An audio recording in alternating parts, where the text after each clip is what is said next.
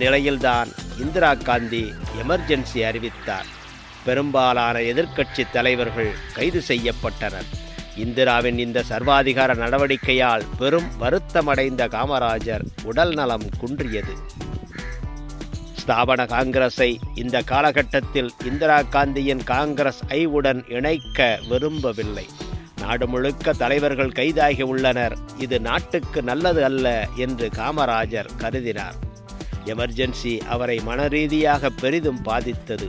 இருப்பினும் இந்திரா இரு அணிகளும் இணைய வேண்டும் என மீண்டும் காமராஜரோடு தொடர்பு கொண்டபோது காமராஜர் அவர்கள் கைது செய்து சிறையில் அடைத்த அரசியல் தலைவர்களை விடுதலை செய்ய வேண்டும், எமர்ஜென்சியை ரத்து செய்து தேர்தல் ஜனநாயகத்தை கொண்டு வர வேண்டும் என்ற நிபந்தனைகளை முன்வைத்திருந்தார்.